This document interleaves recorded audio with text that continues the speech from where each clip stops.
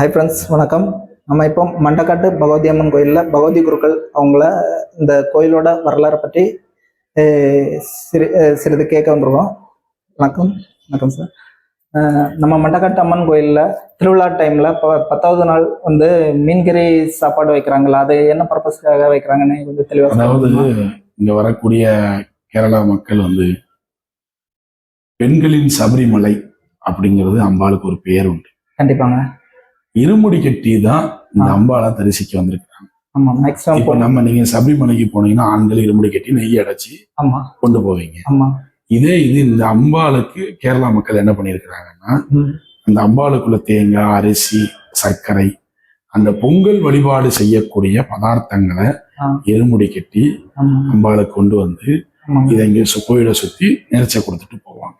கண்டிப்பாங்க. பெண்களின் சபரிமலைன்னா இதுதான். இதுக்கு பிறகுதான் அந்த மேல்மருவத்தூர் இதெல்லாம் தோன்றது. முதல்ல ஆதிகாலம்னு சொல்ல போற அந்த அம்பாள் தான் பெண்களின் சபரிமலை. இவங்க என்னன்னா, கேரளா மக்கள் வந்து பொங்கால வழிபாடு, பொங்கல் மண்டபத்துல அம்பாள் இங்கேயே பானை வாங்கி இங்கேயே அரிசி வாங்கி பொங்கல் வழிபாடு பண்ணி அம்பாளுக்கு அங்கனையே இலைய போட்டு அம்மே சரணம் தேவி சரணம் சொல்லி அம்பாளுடைய சரணத்தை பாராயணம் பண்ணி அங்க இருந்தே நைவேத்தியம் பண்ணி அம்பாளை என்ன செய்யறாங்க, வழிபடுவாங்க. சிலவங்க குளக்கட்டை இந்த மாதிரிலாம் அந்த வழிபாடு பொங்கல் மண்டபங்கள்ல ஒண்ணு.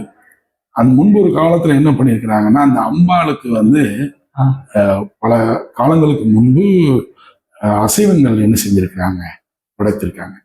அதுக்கு பிறகு அந்த சுயம்பு ரூபமாக அம்பாள் முழுமையா எடுக்கும்போது, அந்த காலத்துல சுயம்பா இருக்கும்போது அப்போ உள்ள காலங்கள்ல என்ன யாருங்கிறது யாருக்கும் தெரியாது, ஏதோ நினைச்சு வழிபட்டிருக்காங்க. அந்த அம்பாள் தோன்றி அம்பாள் உருவெடுத்த பிறகு என்னென்ன பூஜை வேணும், எனக்கு இப்படிதான் நடக்கணும் என்னங்கிறத அம்பாள் வந்து என்ன செஞ்சிருக்காங்க, சொல்லியிருக்காங்க. சொன்ன பிறகுதான் இங்க எந்த விதமான படிகளோ அசைவங்களோ கிடையாது.